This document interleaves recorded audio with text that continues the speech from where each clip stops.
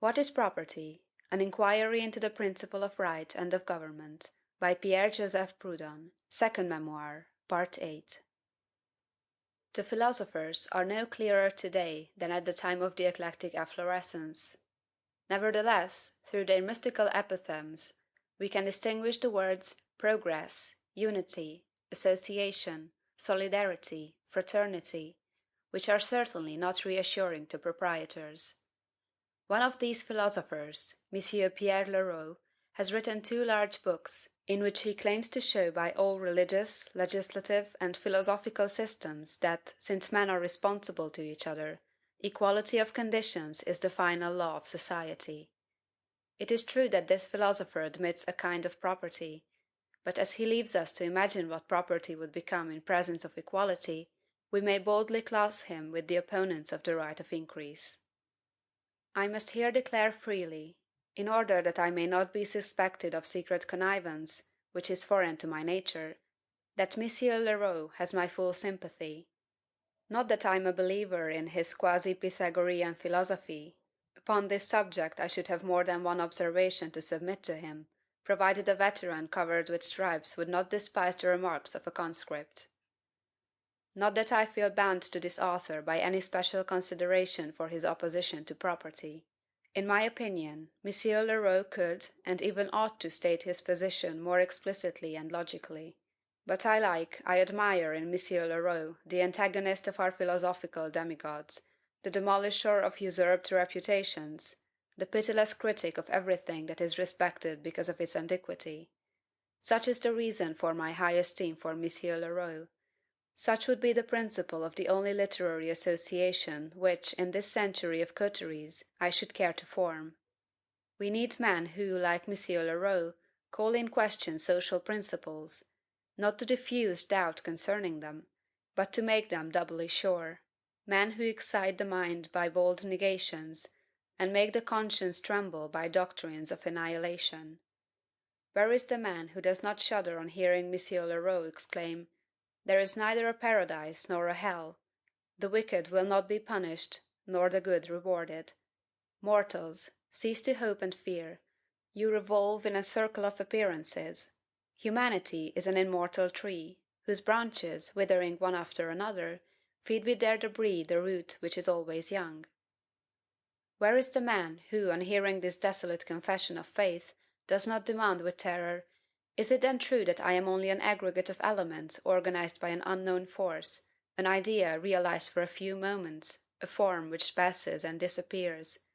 Is it true that my mind is only a harmony, and my soul a vortex? What is the ego? What is God? What is the sanction of society?"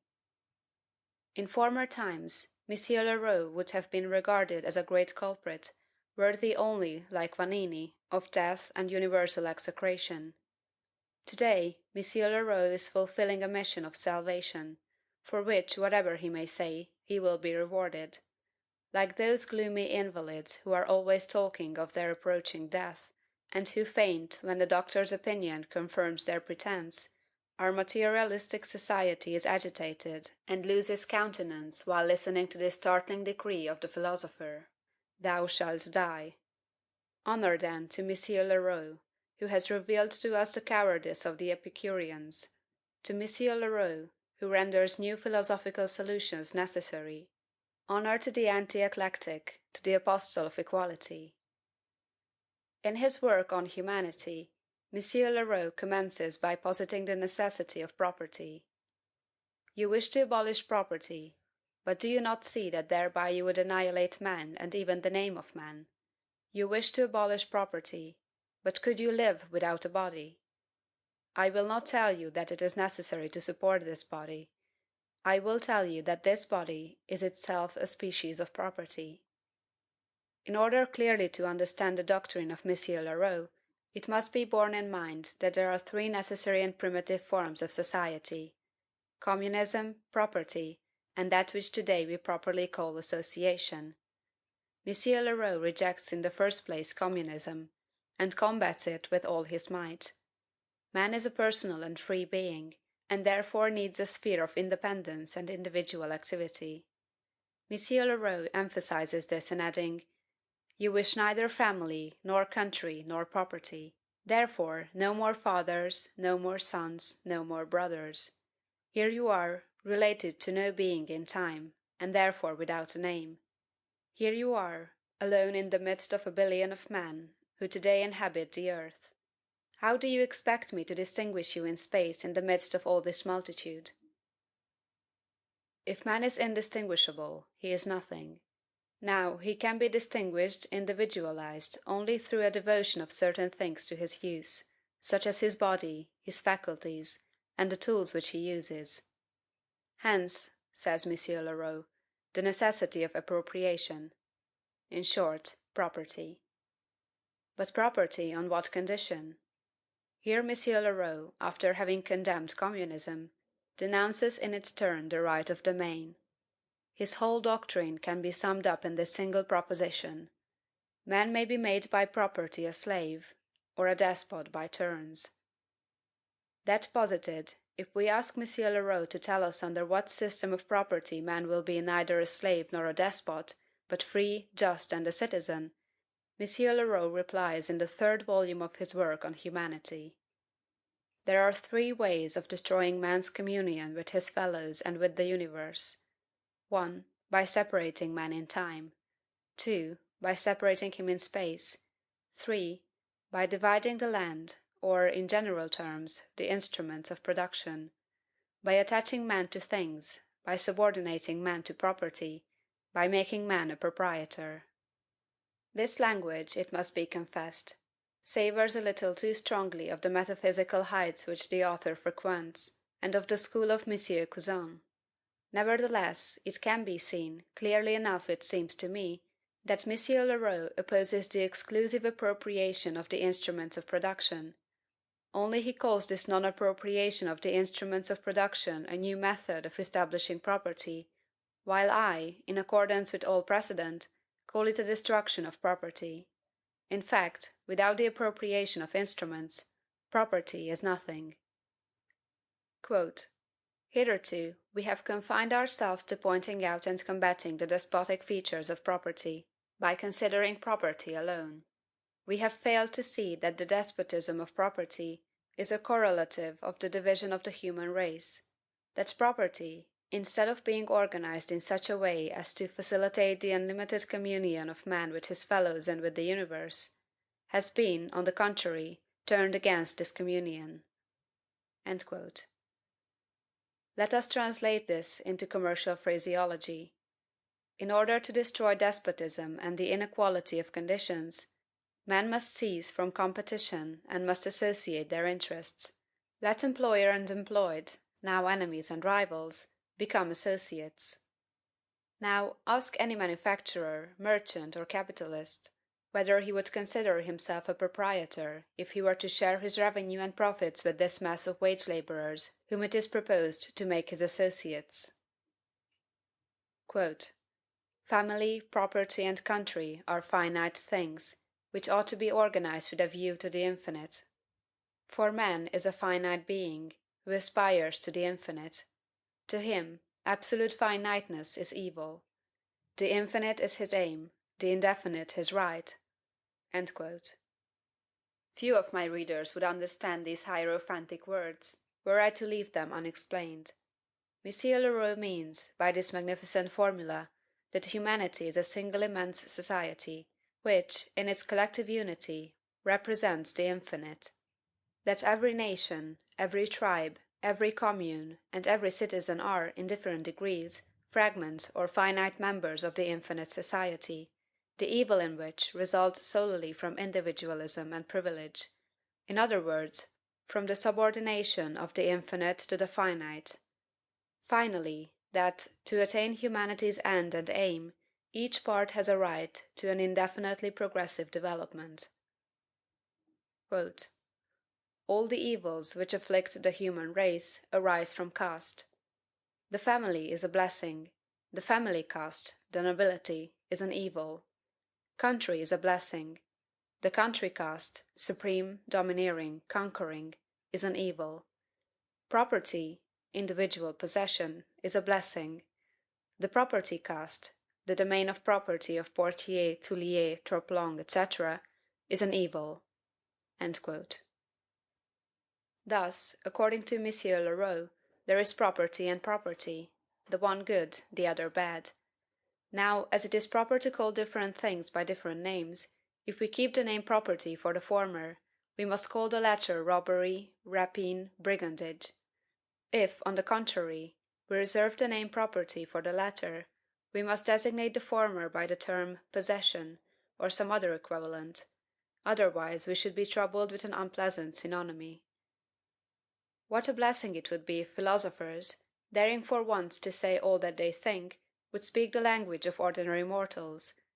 Nations and rulers would derive much greater profit from their lectures, and, applying the same names to the same ideas, would come perhaps to understand each other.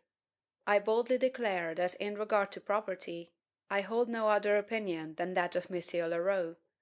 But, if I should adopt the style of the philosopher and repeat after him, "Property is a blessing, but the property cost, the status quo of property, is an evil," I should be extolled as a genius by all the bachelors who write for the reviews. Footnote. M. Leroux has been highly praised in a review for having defended property. I do not know whether the industrious encyclopedist is pleased with the praise, but I know very well that in his place I should mourn for reason and for truth.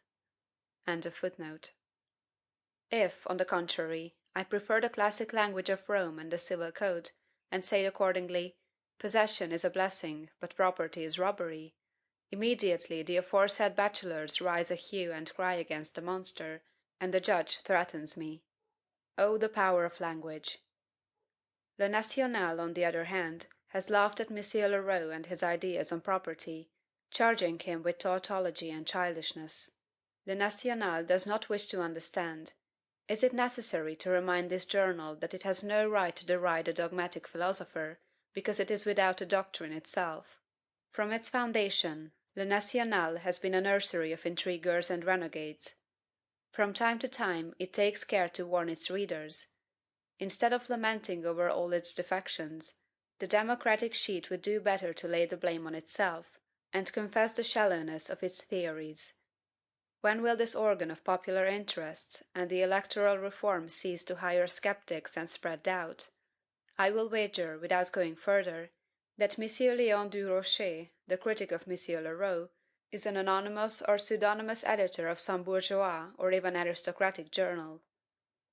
The economists, questioned in their turn, propose to associate capital and labor.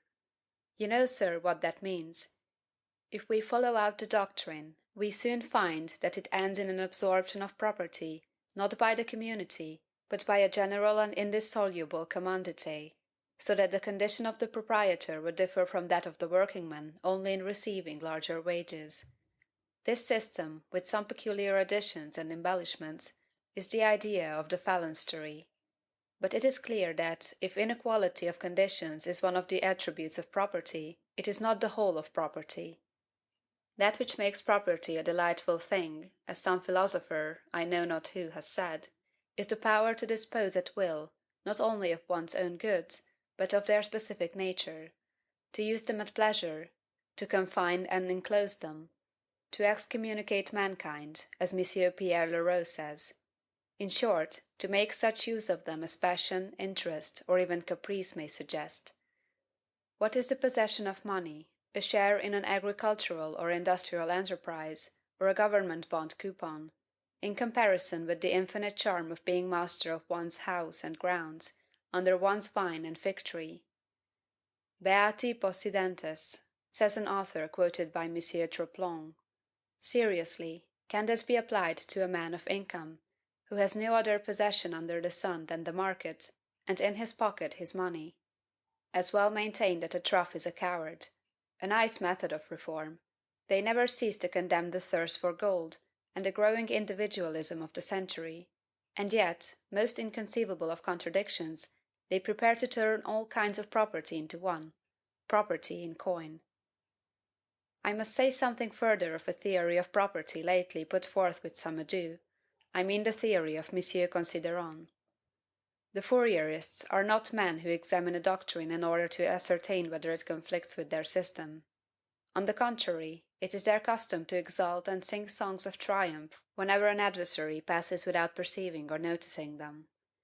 These gentlemen want direct refutations, in order that, if they are beaten, they may have, at least, the selfish consolation of having been spoken of. Well, let their wish be gratified. Monsieur Consideron makes the most lofty pretensions to logic. His method of procedure is always that of major, minor, and conclusion. He would willingly write upon his hat, Argumentator in Barbara. But Monsieur Consideron is too intelligent and quick-witted to be a good logician, as is proved by the fact that he appears to have taken the syllogism for logic. The syllogism, as everybody knows who is interested in philosophical curiosities, is the first and perpetual sophism of the human mind, the favorite tool of falsehood, the stumbling block of science, the advocate of crime. The syllogism has produced all the evils which the fabulist so eloquently condemned, and has done nothing good or useful. It is as devoid of truth as of justice. We might apply to it these words of Scripture: Celui qui met en lui sa confiance périra. Consequently, the best philosophers long since condemned it, so that now none but the enemies of reason wish to make the syllogism its weapon. Monsieur Consideron, then, has built his theory of property upon a syllogism. Would he be disposed to stake the system of Fourier upon his arguments, as I am ready to risk the whole doctrine of equality upon my refutation of that system? Such a duel would be quite in keeping with the warlike and chivalric taste of Monsieur Consideron, and the public would profit by it; for, one of the two adversaries failing, no more would be said about him, and there would be one grumbler less in the world. The theory of Monsieur Consideron has this remarkable feature, that, in attempting to satisfy at the same time the claims of both laborers and proprietors, it infringes alike upon the rights of the former and the privileges of the latter. In the first place, the author lays it down as a principle: 1. That the use of the land belongs to each member of the race, that it is a natural and imprescriptible right, similar in all respects to the right to the air and the sunshine. 2. That the right to labor is equally fundamental, natural, and imprescriptible. I have shown that the recognition of this double right would be the death of property. I denounce Monsieur Consideron to the proprietors. But Monsieur Consideron maintains that the right to labor creates the right of property, and this is the way he reasons. Major premise: Every man legitimately possesses the thing which his labor, his skill, or, in more general terms, his action, has created. To which Monsieur Consideron adds, by way of comment: Indeed, the land not having been created by man, it follows from the fundamental principle of property, that the land, being given to the race in common, can in no wise be the exclusive and legitimate property of such and such individuals, who were not the creators of this value. If I am not mistaken, there is no one to whom this proposition, at first sight and in its entirety, does not seem utterly unrefutable. Reader, distrust the syllogism. First, I observe that the word legitimately possesses signify to the author's mind legitimate proprietor. Otherwise the argument, being intended to prove the legitimacy of property, would have no meaning. I might here raise the question of the difference between property and possession, and call upon Monsieur Consideron, before going further, to define the one and the other, but I pass on. This first proposition is doubly false. 1. In that it asserts the act of creation to be the only basis of property. 2.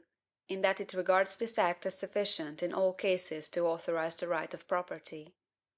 And, in the first place, if man may be proprietor of the game which he does not create, but which he kills, of the fruits which he does not create, but which he gathers, of the vegetables which he does not create, but which he plants, of the animals which he does not create, but which he rears, it is conceivable that man may in like manner become proprietors of the land which they do not create, but which they clear and fertilize. The act of creation, then, is not necessary to the acquisition of the right of property. I say further, that this act alone is not always sufficient, and I prove it by the second premise of Monsieur Consideron. Minor premise. Suppose that on an isolated island, on the soil of a nation, or over the whole face of the earth, the extent of the scene of action does not affect our judgment of the facts. A generation of human beings devotes itself for the first time to industry, agriculture, manufactures, etc. This generation, by its labor, intelligence, and activity, creates products, develops values, which did not exist on the cultivated land. Is it not perfectly clear that the property of this industrious generation will stand on a basis of right, if the value or wealth produced by the activity of all be distributed among the producers, according to each one's assistance in the creation of the general wealth? That is unquestionable. That is quite questionable. For this value or wealth, produced by the activity of all, is by the very fact of its creation collective wealth, the use of which, like that of the land, may be divided, but which as property remains undivided. And why this undivided ownership? Because the society which creates is itself indivisible, a permanent unit, incapable of reduction to fractions, and it is this unity of society which makes the land common property, and which, as Monsieur Consideron says, renders its use imprescriptible in the case of every individual. Suppose, indeed, that at a given time the soil should be equally divided. The very next moment this division, if it allowed the right of property, would become illegitimate. Should there be the slightest irregularity in the method of transfer, men, members of society, imprescriptible possessors of the land, might be deprived at one blow of property, possession, and the means of production. In short, property in capital is indivisible, and consequently unalienable, not necessarily when the capital is uncreated, but when it is common or collective. I confirm this theory against Monsieur Consideron by the third term of his syllogism. End of second memoir, part 8.